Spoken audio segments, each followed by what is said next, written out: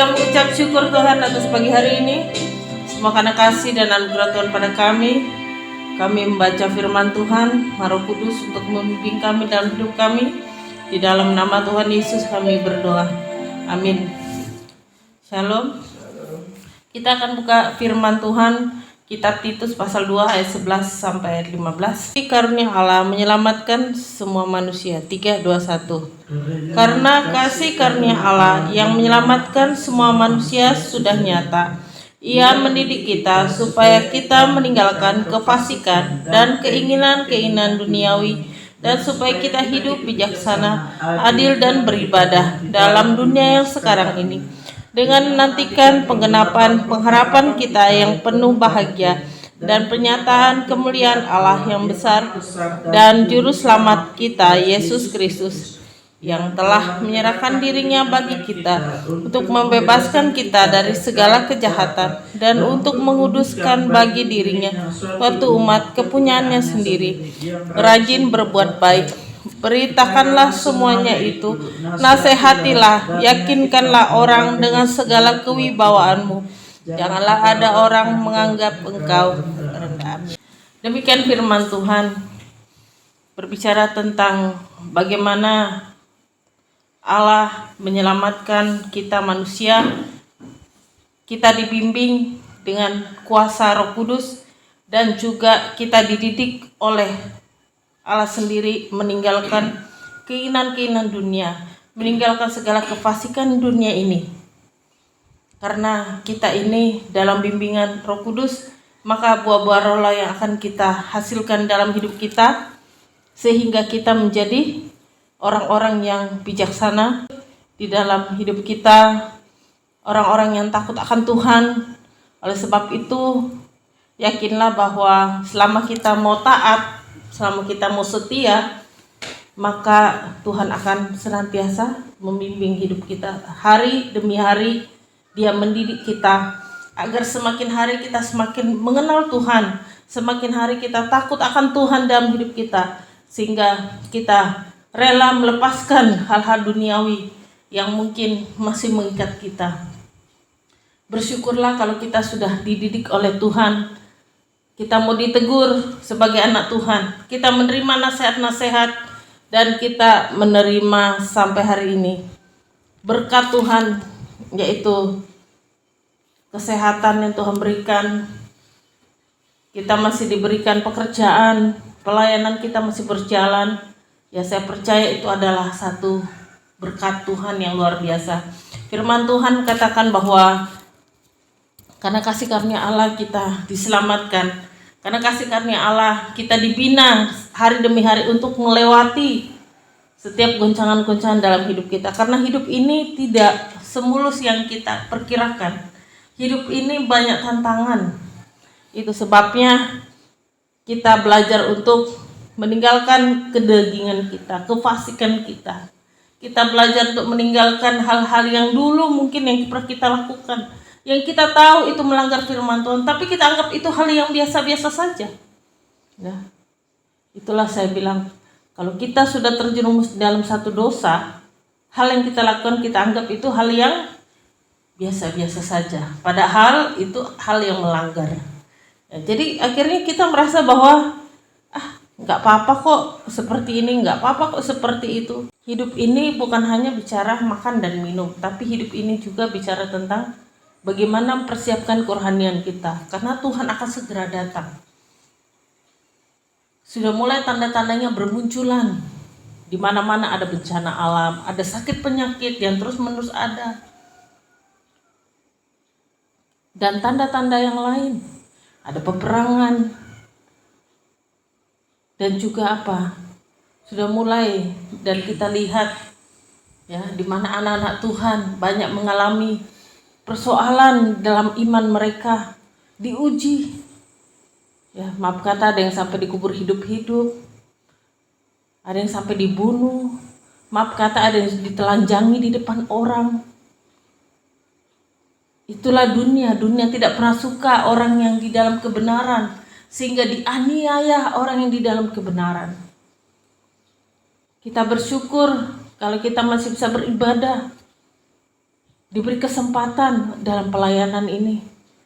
Saya bilang kasih karunia hanya datang satu kali. Kalau kita membuang kasih karunia Tuhan, tidak ada kata dua kali. Kau akan bersusah payah, berjerih lelah mendapatkannya, tapi tidak kau dapatkan. Karena sekali lagi Tuhan mau perbuatan kita, Tuhan mau tingkah laku kita dibenahi. Sedikit demi sedikit terkikislah keraguan kita, sehingga kita punya roh takut akan Tuhan. Sehingga dalam bimbingan Roh Kudus kita tidak berontak. Namanya belajar, dididik oleh Tuhan, ya tentu berat, sakit rasanya. Kita ditegur, sakit rasanya. Tetapi ada kebaikan yang kita terima. Ada satu pembenaran yang kita terima. Diproses bagaimana kita hidup, kita diizinkan Tuhan untuk mengalami satu penderitaan. Disinilah kita belajar untuk mengandalkan Tuhan. Apalagi rencana planning tahun depan sudah uang baru. 03 akan hilang di belakang. 1.000 perak akan jadi 1 rupiah. 10.000 perak akan jadi 10 rupiah. Dan seterusnya. Berarti kalau 1 juta hanya 1.000. 10.000 berarti sama dengan 10 juta. Ganjing ekonomi. Inilah masa kesusahan yang semakin berat, saudara. Ketika tahun depan akan diliris lagi uang yang baru. Keadaan bukan semakin baik. Toko di mana-mana tutup, mall di mana-mana tutup. Otomatis banyak orang di PHK, tidak bekerja. Oleh sebab itu bersyukurlah kalau hari ini Tuhan masih izinkan kita bekerja. Berarti kita masih dalam perlindungan Tuhan.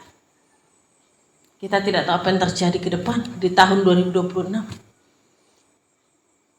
Karena masa kesusahan yang sangat besar.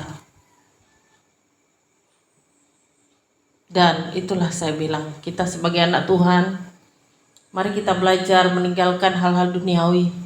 Kita hidup yang bijaksana dari sekarang ini. Semakin kita bertutur kata yang baik, semakin kita mengenal Tuhan dan kebenaran, buah-buah roh itu kita tampakkan. Sehingga hidup kita hidup yang berkenan di hadapan Tuhan. Cari perkenanan Tuhan sampai betul-betul kita mengalami transisi yang luar biasa. Tapi berkat Tuhan akan terus mengalir, akan terus ada. Burung-burung gagak akan dikirim oleh Tuhan di tengah-tengah kesusahan yang sangat susah sekali. Kalau kita mengandalkan Tuhan, maka Dia akan setia. Kalau kita mau taat pada Tuhan, Dia itu Allah yang setia. Dia tahu siapa kita, Dia tahu seberapa jauh kemampuan kita, kekuatan kita. Oleh sebab itu jangan andalkan diri kita sendiri, karena kita ini terbatas sebagai manusia. Kita persiapkan diri masuk ke era yang baru, yang kita semua terima tidak terima akan melewati era yang baru, masa transisi yang baru.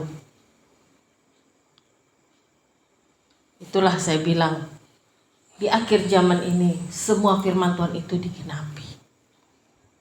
Teruslah kita berdoa, teruslah kita doa Bapa kami. Luar biasa, kita semakin dikuatkan mengalami badai-badai kehidupan hari demi hari, hari demi hari. Hidup kita harus menutup celah, jangan iblis itu masuk dalam pemikiran kita, dalam hati kita, dalam jiwa kita, sehingga kita ada ketenangan, sehingga kita hidup dalam kedamaian di tengah-tengah gelombang dunia ini. Kita melihat karya Tuhan yang luar biasa, kita melihat pemeliharaan Tuhan yang luar biasa. Oleh sebab itu ketika kita menghadapi apapun, tidak usah takut. Serahkan pada Tuhan. Melalui doa-doa kita baca ayat, baca Alkitab. Ketika kita doa Bapa kami, terus menerus kita sebut dalam doa kita. Kita bawa nama-nama orang kita kasihi. Ya saya percaya Tuhan mendengar doa-doa kita. Dan firman Tuhan katakan apa? Supaya kita hidup dalam pengharapan, dalam penggenapan, dan kita hidup dalam kemuliaan Tuhan. Ini yang kita mau. dalam pengharapan akan Tuhan, kita hidup dalam kemuliaan Tuhan. Artinya kita hidup di dalam koridor Tuhan, dalam bimbingan Tuhan, dalam rancangan Tuhan. Kita ini hanya melakukan selama kita masih bernapas di muka bumi ini. Karena ada waktunya, napas kita akan selesai. Gunakan kesempatan dengan baik, waktu ini dengan baik. Berbuat baiklah kepada semua orang, agar penggenapan itu terjadi, ada pengharapan. Dan saya percaya bahwa sukacita ilahi akan terus mengalir pada kita di tengah-tengah gelombang yang kita harus hadapi ke depan. Tapi firman Tuhan juga katakan, kau harus hidup di dalam bimbingan. Berarti kita harus mau diajarkan. Kita harus rendah hati, punya roh takut akan Tuhan. Disitulah kita melihat kemuliaan Tuhan yang dinyatakan. Disitulah kita melihat bahwa kasih Tuhan yang sudah nyata. Kita belajar untuk mengakui di dalam hidup kita bahwa ada Tuhan yang menolong saya. Tanpa Tuhan kita tidak mampu berbuat apa-apa. Firman Tuhan juga katakan bahwa kita hidup dalam pengharapan, kita hidup dalam kemuliaan Tuhan melalui Yesus Kristus. Jelas, hanya melalui Yesus Kristus kita percaya ada penggenapan dari janji-janji Tuhan di dalam hidup orang percaya. Keselamatan melalui nama Yesus Kristus. Dan itu jelas, nama itu tidak bisa diganti dengan nama siapapun juga. Karena sekarang banyak ajaran-ajaran yang palsu. Bisa diganti dengan nama yang lain katanya, tetapi tidak sesuai dengan firman Tuhan. Dan firman Tuhan juga katakan agar kita menjadi umat Tuhan yang menjadi kepunyaan sendiri, rajin di dalam ibadah, rajin di dalam doa. Sehingga kita kebenaran yang kita tampakkan, terpancarlah buah-buah kehidupan di dalamnya. Saya percaya segala sesuatu Tuhan izinkan agar kita semakin dewasa secara kerohanian, dewasa secara pemikiran kita, dewasa secara kita bertindak bijaksana segala sesuatu. Disitulah kita belajar menyerahkan diri kita sebagai umat kepunyaan Tuhan. Kita beribadah, kita berbuat kebaikan. Karena apa? Karena kita mengasihi orang lain. Karena keselamatan sudah kita terima dan kita mengasihi orang lain. Seperti Tuhan Yesus mengajarkan kasih terhadap sesamanya, bahkan terhadap musuh-musuhnya. Dia mengasihi semua orang, dan itulah yang kita lakukan.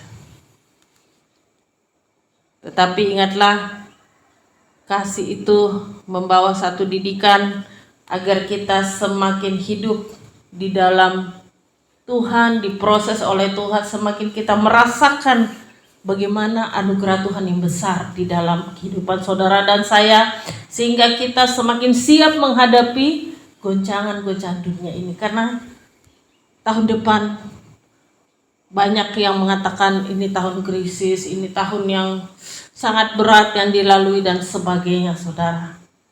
Dan saya percaya itu karena itu digenapi firman Tuhan katakan, zaman akan semakin susah. Orang akan mencari tapi tidak akan menemukan. Ketika kita punya waktu, kesempatan untuk ibadah, beribadahlah. Ketika kita punya waktu, kesempatan untuk berdoalah. Taatlah, setialah kepada Tuhan. Dan Tuhan juga punya aturan. Hidup ini gak sembarangan. Tuhan sudah tempatkan kita pelayanan di sini. Ya kita taat dan setia pada pelayanan kita.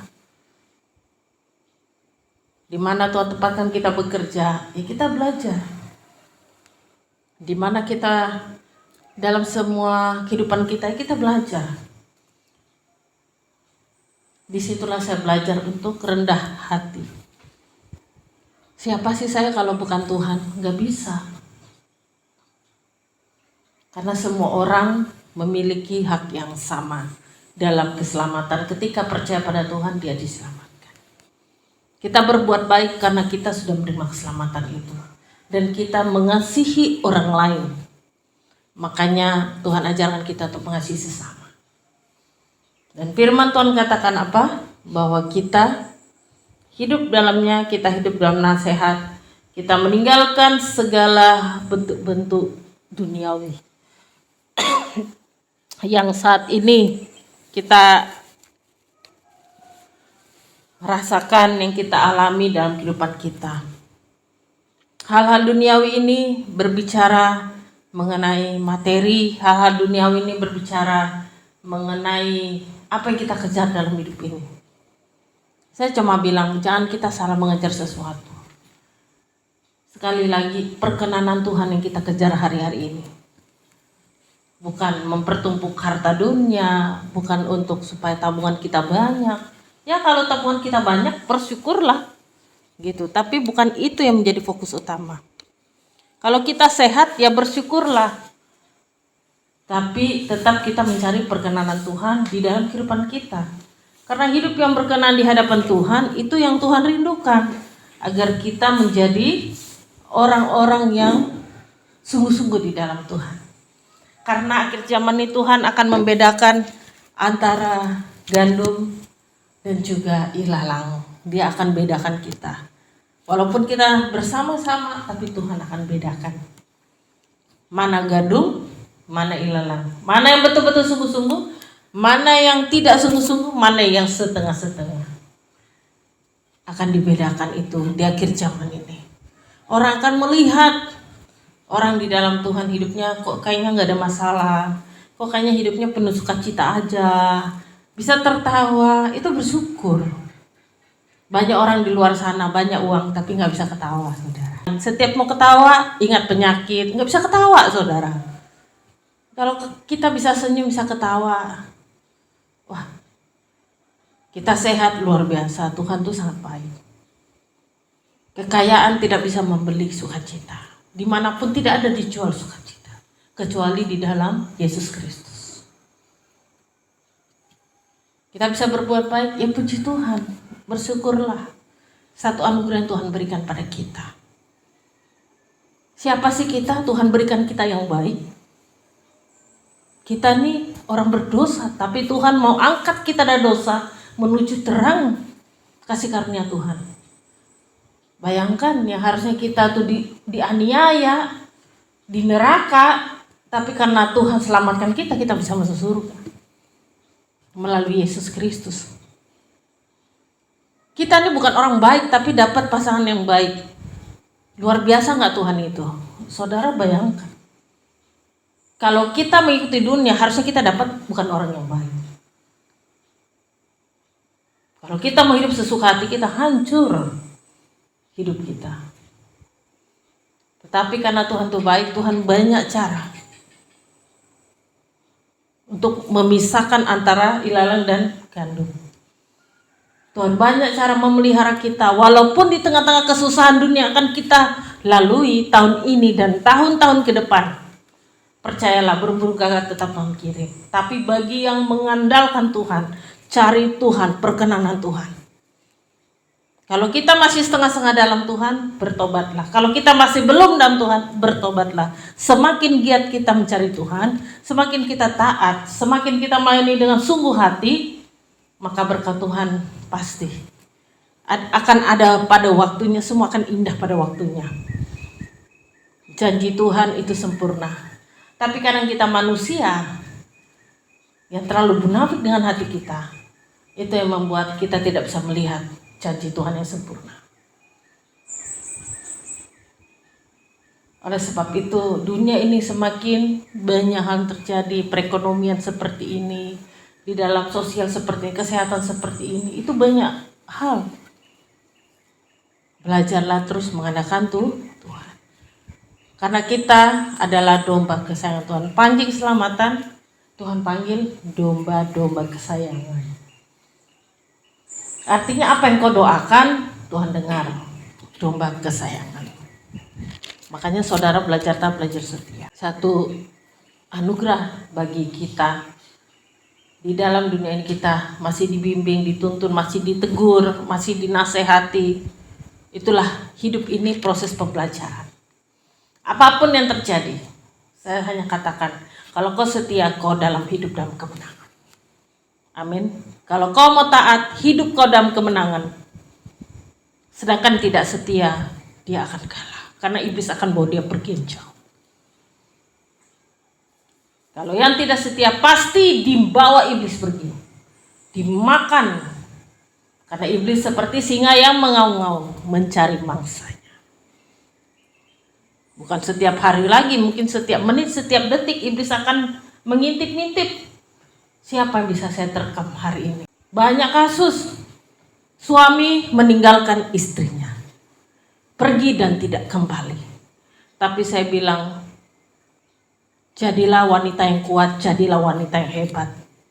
Belajarlah untuk kau setia, taat kepada Tuhan. Maka kemenangan di pihakmu. Amin. Kau tidak kalah, tapi suamimu yang kalah. Suamimu mau dibawa iblis pergi. Karena keselamatan itu masing-masing. Karena banyak kasus yang berdatangan seperti itu yang kita doakan hari-hari ini. Karena apa? Semua di muka bumi ini bukan milik kita. Kita hanya mengelola. Kita punya rumah ya bersyukur. Kita hanya mengelola. Kalau kita pulang ke surga, enggak dibawa lagi rumah kita. Karena kita udah punya rumah di sana. Amin. Yang kekal, kita sudah punya tempat yang disediakan Tuhan. Lebih indah daripada di sini. Tidak ada air mata, tidak ada sakit penyakit. Semua bersuka cita, memuji Tuhan bersama, membaca Alkitab bersama. Tidak ada lagi kesusahan-kesusahan kita alami seperti di muka bumi ini. Makanya saya bilang sekarang banyak kasus. Saya bilang, hai kamu para wanita, tetaplah kamu kuat. Suamimu kalah, suamimu dibawa iblis pergi. Karena rumah tanggamu dihancurkan sama iblis. Tapi kau menang karena kau tetap taat dan setia. Itu yang saya selalu pegang. Saya kasih nasihat seperti itu. Selama kau taat dan setia kepada Tuhan, kemenangan di pihakmu. Tapi kalau kau ikut pergi di bawah iblis, ya sudah, hancur dua-duanya. Tidak ada lagi fondasi hidupmu, tidak ada lagi imanmu, tidak ada lagi hasil buah roh ketekunanmu. Demikian juga sebaliknya. Ada juga istri yang dibawa lari oleh iblis. Nah, selama kau jadi suami yang taat dan setia, kemenangan di pihakmu. Karena apa? Kita melayani kesadaran diri kita sendiri. Apa sih yang kita bisa balaskan tentang kasih Tuhan dalam hidup kita? Tidak ada. Karena kita ini tidak pernah sempurna dalam segala sesuatu. Tapi Roh Kudus yang sempurna akan menyempurnakan apa yang kita doakan, menyempurnakan apa yang kita lakukan, menyempurnakan apa yang kita kerjakan. Baru bisa sempurna. Tanpa Roh Kudus kita nggak sempurna, saudara.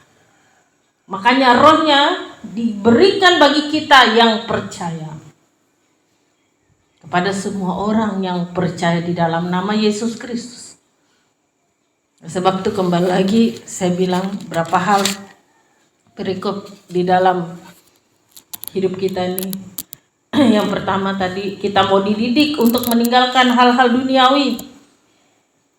Karena kita hidup untuk mempersiapkan diri untuk kedatangan Tuhan.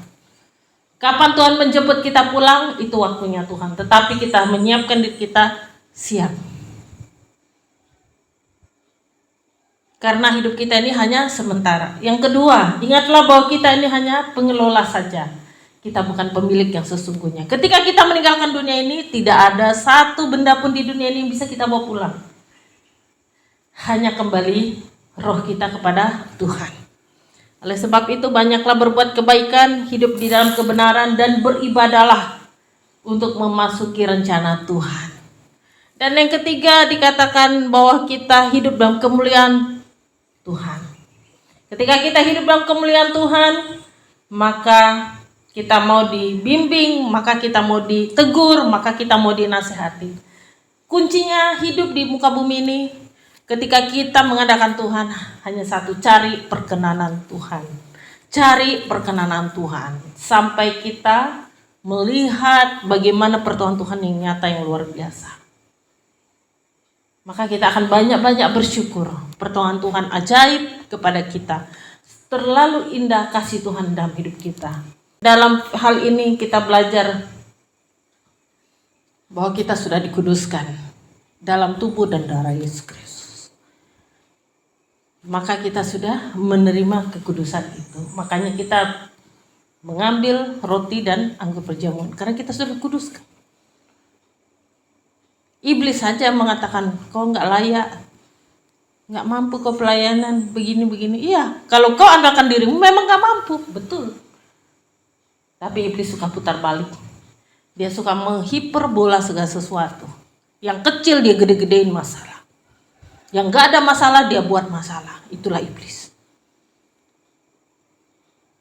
Sebab itulah kita belajar untuk andalkan Tuhan. Fokus kita pada Tuhan, taat dan setia kepada Tuhan. Ketika kita taat dan setia, kemenangan berada di pihak kita.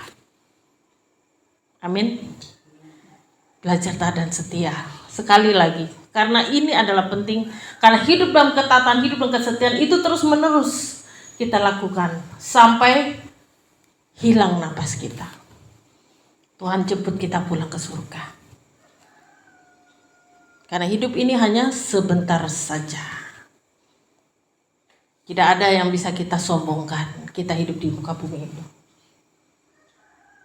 Oleh sebab itu kita bersyukur dalam kebaikan kebenaran. Kita melakukan kebaikan karena kita sudah terima keselamatan. Dan kita rindu untuk mengasihi orang lain. Seperti Tuhan Yesus mengasihi kita.